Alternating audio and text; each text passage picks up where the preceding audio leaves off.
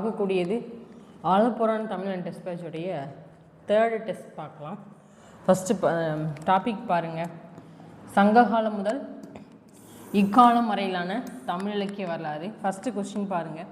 தென் தமிழ் நன்னாட்டு தீதுதீர் மதுரை என்ற தொடர் இடம்பெற்றுள்ள நூல் எதுனா சிலப்பதிகாரத்தில் இடம்பெற்றிருக்கும். சிலப்பதிகாரத்தினுடைய நாடுகான் காதையில் இடம்பெற்றிருக்கும். இளங்கோவடிகள் மதுரையை சிலப்பதிகாரத்தில் மதுரை காண்டமும் ஒன்று. அப்போது மதுரையை பற்றி சிறப்பித்து சொல்லும்போது என்ன சொல்கிறான்னா, தென்பாண்டி நாட்டில் இருக்கக்கூடிய தமிழ் வளமிக்க குற்றமே இல்லாத அறநெறி பிறளாத ஒரு ஊர் தான் மதுரை அப்படின்னு சொல்லிட்டு மதுரையை பற்றி சிலப்பதிகாரத்தில் இளங்கோவடிகள் சொல்லியிருப்பாங்க. அப்போ இந்த வரிகள் எதை பற்றியது அப்படின்னா மதுரையை பற்றி சிலப்பதிகாரத்தில் இடம்பெற்றுள்ளது. அடுத்து பாருங்கள். கீழ்கண்டவற்றில் சரியானதை தேர்ந்தெடு அப்படிங்கிற கொஸ்டின் கொடுத்துருப்பாங்க. சங்கத்தமிழ் மாலை 30 அப்படிங்கிறது யாருடையது? கரெக்டு, சரியான தேர்ந்தெடுக்க போகிறோம். சங்கத்தமிழ் மாலை 30 அப்படிங்கிறது ஆண்டாளுடையது. உயர் மதில் கூடலில் ஆய்ந்த ஒன் தீன் தமிழ் அப்படிங்கிறது யாருடைய வரிகள் அப்படின்னா மாணிக்கவாசகருடைய வரிகள். திருவாசகத்தில் மாணிக்கவாசகர் இதை பற்றி சொல்லியிருப்பாங்க. ஒன்றும் இல்லை, உயர்ந்த மதில்களை உடைய மதுரை.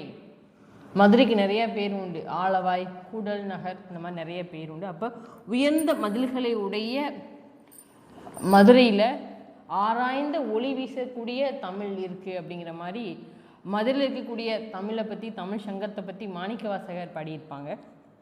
தலைச்சங்க புலவனார் தம்முன் இந்த வரிகள் யாருடையதுன்னா இந்த வரிகள் சேக்கிழாருடையது. பெரிய புராணத்தில் சேக்கிழார் பாடியிருப்பாங்க. பெரிய புராணம் அப்படிங்கிறது 63 நாயன்மார்களை பற்றி சேக்கிழார் எழுதுறது தான் பெரிய புராணம் அப்படிம்பாங்க. அதில் திருஞான சம்பந்தரை பற்றி சொல்லும்போது தலைச்சங்க புலவனார் தம்முன் திருஞான சம்பந்தர் தமிழ் சங்கத்தில் இருக்கக்கூடிய புலவர்கள் முன்னாடி பல பேர் முன்னாடி தன்னுடைய தமிழ் புலமையை வெளிப்படுத்தி பாடல் பாடியிருப்பார். அப்போது தலைச்சங்க புலவனார் தம்முன் அப்படின்னு சொல்லிட்டு சேக்கிழாருடைய பெரிய புராணத்தில் இந்த வரி இடம்பெற்றிருக்கும். பாடினது யாருன்னா சேக்கிழார். யாரை பற்றி சொல்லியிருப்பாங்க அப்படின்னா திருஞான சம்பந்தரை பற்றி சொல்லியிருப்பாங்க. அப்போ பார்த்துக்கோங்க, ரெண்டும் மாறி கிடக்கு. இப்போ பாருங்கள், கீழ்கண்டவற்றில் சரியானதை தேர்ந்தெடுன்னு கேட்டிருக்காங்க. அப்போது ஒன்று மட்டும்தான் சரியானதாக இருக்குது. அடுத்து பாருங்கள், 3வது கொஸ்டின். கீழ்கண்டவற்றில் சரியானதை தேர்ந்தெடு அதே இது. பாருங்கள், 8 தொகையில் அகமும் புறமும் கலந்த ஒரு நூல் அப்படின்னா பரிபாடலை சொல்லுவாங்க. அகப்பாடலும் இருக்கும், புறப்பாடல்களுக்கும். இதுவும் கரெக்டு. 8 தொகை நூல்கள் காலத்தால் முந்தியது.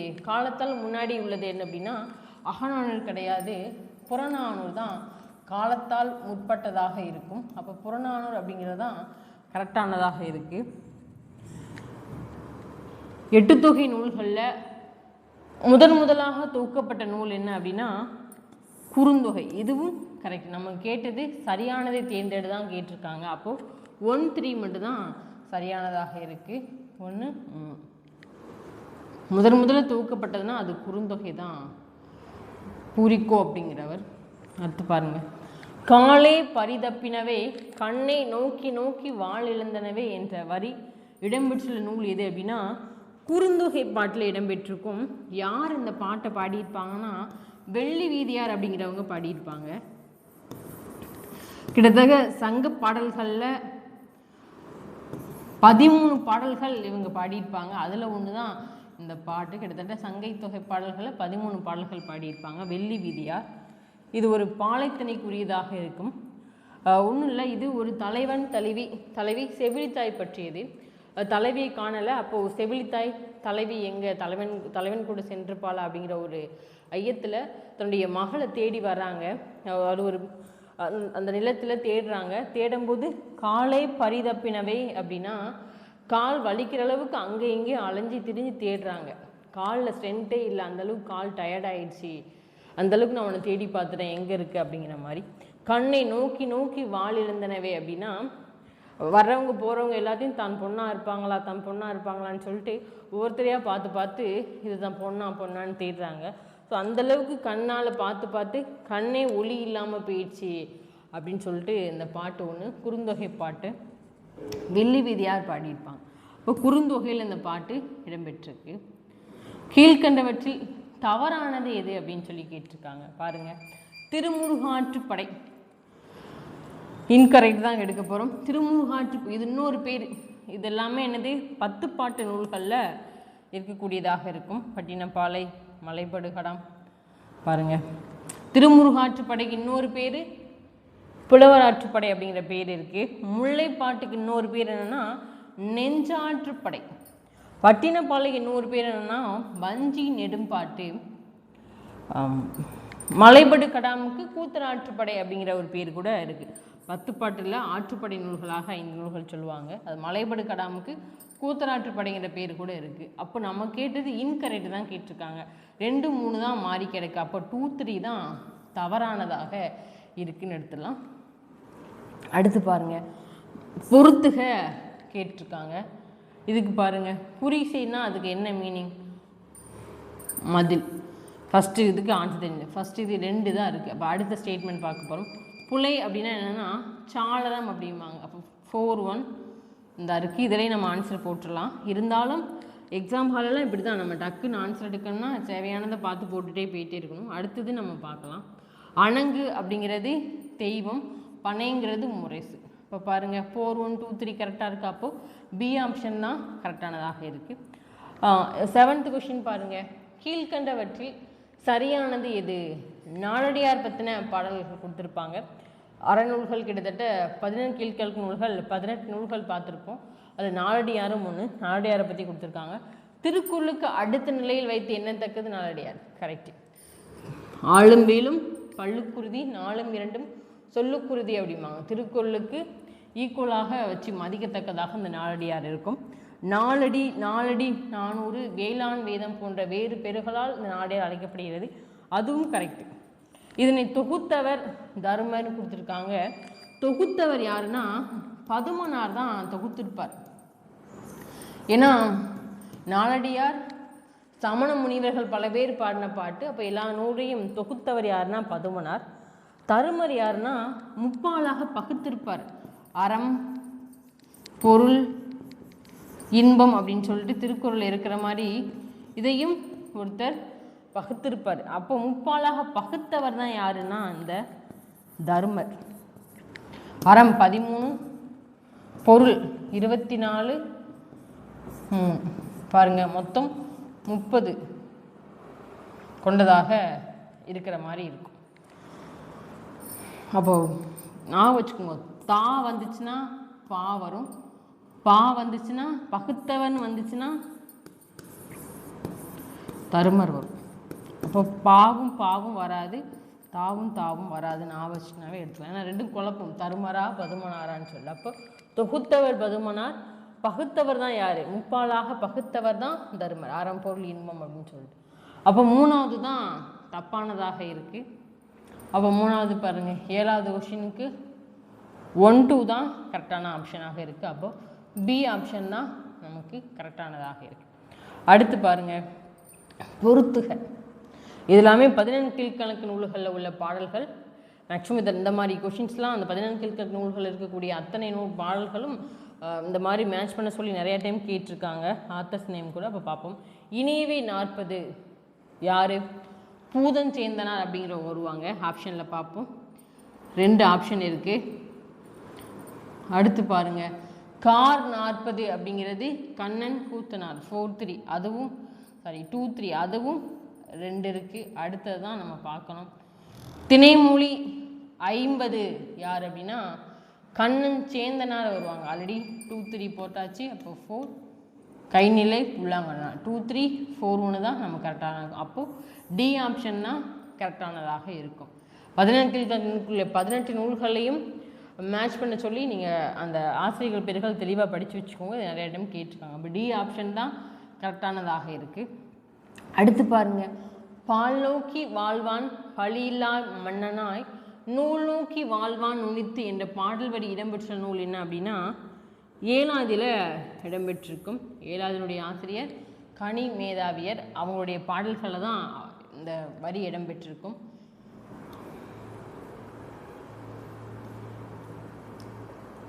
தற்கொள்ளியே முற்கொள்க என்ற தொடர் கீழ்கண்டவற்றில் எந்த நூலில் இடம்பெற்றுள்ளது அப்படின்னா குண்டலகேசியில் நீலகேசிக்கு ஆப்போசிட்டாக எழுதுறது தான் என்னது குண்டலகேசி அப்படின்னு சொல்லுவாங்க. ரெண்டும் இப்போது நீலகேசிங்கிறது சமணம் சார்ந்ததாக இருக்கும், குண்டலகேசிங்கிறது பௌத்த மத சார்புடையதாக இருக்கும். தற்கொல்லியே முற்கொள்க அப்படிங்கிற தொடர் இதில் அந்த குண்டலகேசியில் இடம்பெற்றிருக்கும். ராஜகிருகம் அப்படின்னு சொல்லிகிட்டே சொல்லுவாங்க. ராசகிருதம் இந்த நாட்டுக்கு மன்னர் இருப்பார், மன்னருக்கு அமைச்சர் இருப்பாங்க. இந்த நாட்டினுடைய அமைச்சர் ஒருத்தர் இருக்காது. அமைச்சருடைய மகள் தான் பத்திரை அப்படிங்கிற ஒரு பெண். இந்த பத்திரைங்கிற பெண் என்ன செய்கிறாங்கன்னா, ஒரு ஆண்மகன் அவர் திருட்டு குற்றத்திற்காக தண்டனை அனுபவித்த ஒருத்தர். ஆனால் அவர் மேலே இவங்க அன்பு வச்சு அவரை திருமணம் பண்ணிக்கிறாங்க.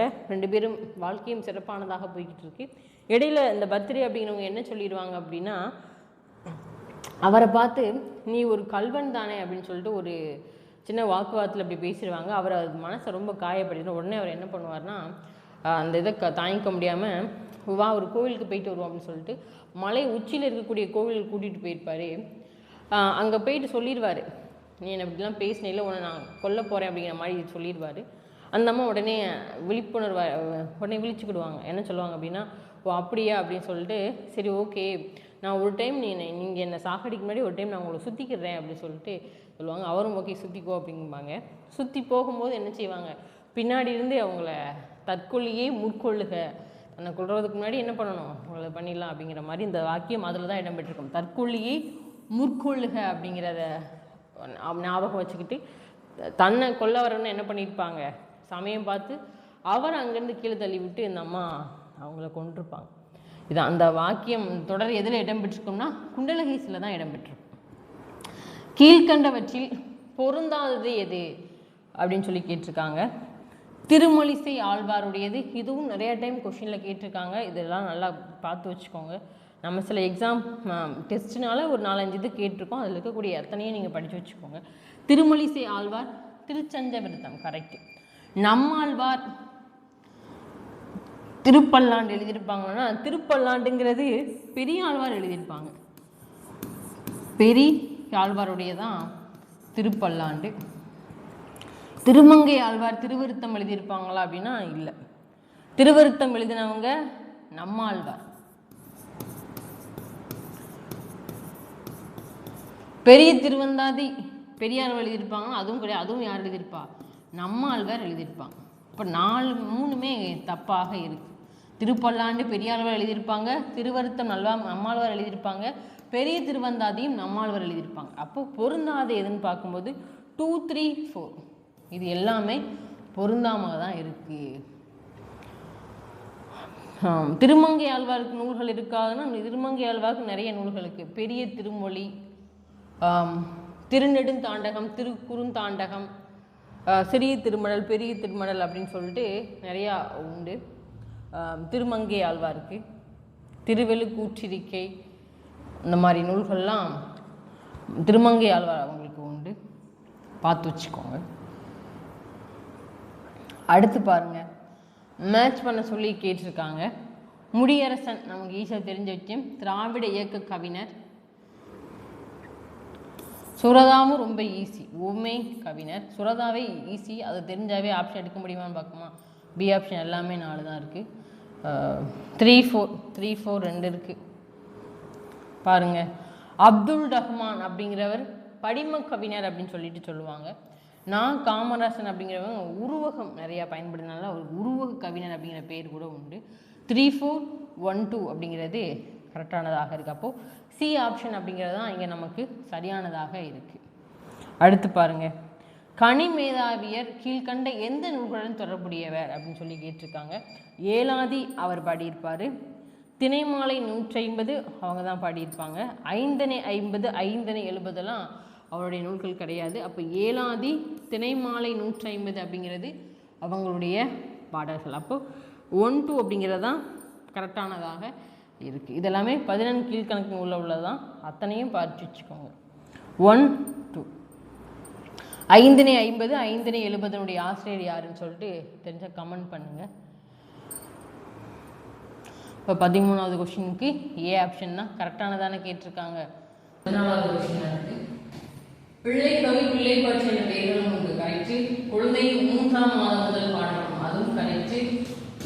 பிள்ளை தமிழ் பாட முடியாமல் விளக்கப்பட்ட ஒரே கடவுள் செய்யணும், அதுவும் கரெக்ட். அப்போ 1 2 3 கரெக்டானதாக இருக்கு. டி ஆப்ஷன் தான் நமக்கு இங்க கரெக்டானதாக இருக்கு. 15 பார்ப்போம். நாளும் கிழமையும் நலிந்தோருக்கு இல்லை, கேளும் கிளையும் கெட்டோருக்கு இல்லை என்ற பாடல் வரி இடம்பெற்ற நூல் எது அப்படின்னா நருந்தொகையில் இடம்பெற்றிருக்கும். இதுக்கு இன்னொரு பேர் இருக்கு, வெற்றி வேர்க்கை அப்படிங்கிற பேரும் இருக்கு. இதனுடைய ஆசிரியர் யாருன்னா அதிவீரராம பாண்டியர், அதுவும் பின்னாடி கொஸ்டின் இருக்கும்.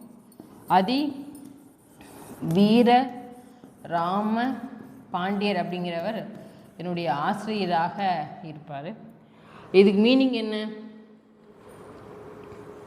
நாளும் கிழமையும் நலிந்தோருக்கு இல்லைன்னா நல்ல நாள் கெட்ட நாள் அப்படிங்கிறது யாருக்கு கிடையாது. நோய்வாய்ப்பட்டு உடம்பு ரீதியாக கஷ்டப்படுறவங்க என்ன கிடையாது, நல்ல நாள் கெட்ட நாளே கிடையாது, எல்லா நாளும் அவங்களுக்கு ஒன்று தானே. அவங்களே நோய்வாய்ப்பட்டிருக்காங்க, அவங்களால என்ன பண்ண முடியும்? அப்புறம் கேளும் கிளையும், கிளைனா உறவினர்கள், கெட்டோருக்குன்னா நம்ம நல்லா வாழ்ந்து கெட்டு போயிட்டோம் அப்படின்னா சொந்தக்காரங்க நமக்கு நல்லது கெட்டது கேட்க வருவாங்களா என்ன? நல்லா வாழ்கிற வரைக்கும் தான் உறவினர்கள் அத்தனை பேரும் கூட இருப்பாங்க, அதான் சொல்லியிருப்பாங்க. நாளும் கிளையும் கெட்டு போனவங்களுக்கு கிடையாது அப்படின்னு சொல்லி, கேளும் கிளையும் கெட்டு போனவங்களுக்கு கிடையாது, ஏனென்று கேட்பார் யாருக்கு கிடையாது, வாழ்ந்து கெட்டவங்களுக்கு கிடையாது அப்படிங்கிற பாடல் வரிகள் நருந்தொகையில் இடம்பெற்றிருக்கும். அப்போது ஏ ஆப்ஷன் தான் நமக்கு கரெக்டானதாக இருக்குது.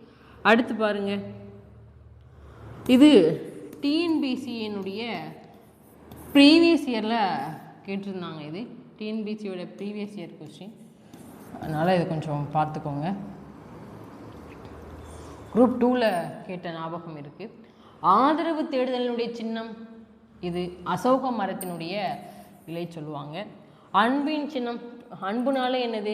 வெள்ளை அப்படிங்கிறது என்னது? ஒரு போர் நடக்க போகுது, அமைதி நிலைநாட்டணும், அன்பாக இருக்க விரும்பணும்னா என்ன சொல்லுவாங்க? வெள்ளை கொடி தான் காப்பாங்க. அதை ஒன்று யோசிச்சா கூட இதை எடுக்க முடியுமான்னு பார்ப்போமா? 2 2 4 2 3 இடத்துல இருக்குது. அப்போது ஃபஸ்ட்டு 2 4 சரி, அப்போ 2 4 காகம் ஒரு நல்ல முன்னறிவிப்பான் அப்படின்னு சொல்லியிருப்பாங்க. இது இதில் இடம்பெற்றிருக்கும்னா குறுந்தொகை பாடல்களில் இடம்பெற்றிருக்கும். பண்டில் விளையாட்டு குறிப்பிடப்பட்டுள்ளது எதுன்னா நற்றினில் இதை பற்றி குறிப்பிட்டிருப்பாங்க. அப்போது 2 4 1 3 தான் கரெக்டானதாக இருக்குது. டி ஆப்ஷன் தான் நமக்கு ஆன்சராக வருது. ப்ரீவியஸ் இயர் கொஷின் பார்த்துக்கோ. சங்ககால தமிழ் சமூகத்தில் தோன்றுவான் மாதோ போர்க்களத்தானே என வீரத்திற்கு முக்கியத்துவம் கொடுத்து பாடிய பெண்பார் புலவர் யார் அப்படின்னா காவர் பெண்டு. அப்படி இந்த பாடல் வரி யாருடையது அப்படின்னா காவர் பெண்டு அப்படிங்கிற ஒரு சங்ககால பெண்பார் புலவருடையது. இவங்க சோழ மன்னனுடைய செவிலித்தாயாக இருந்திருப்பாங்க. ஒரு செவிலித்தாயாக இருந்தவங்க தான் அந்த சங்ககால பெண்பார் புலவரில் ஒருத்தவங்களாக இருப்பாங்க. இது ஒரு புறநானூற்று பாட்டில், இது ஒரு புறநானூற்று பாட்டு.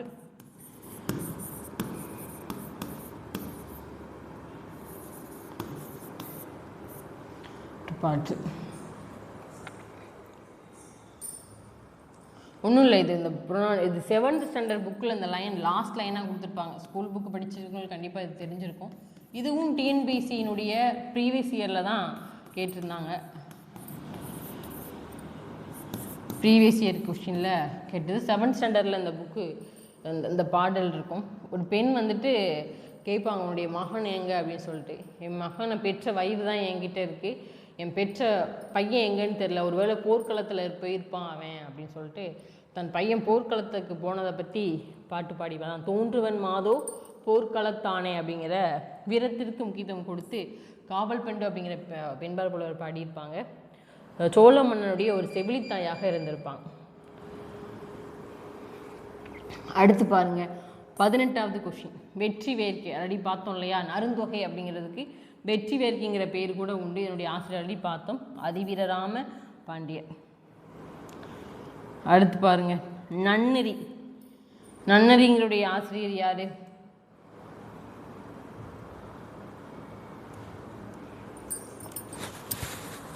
துரைமங்கலம் சிவபிரகாசர் அப்படிங்கிறவங்க வருவாங்க.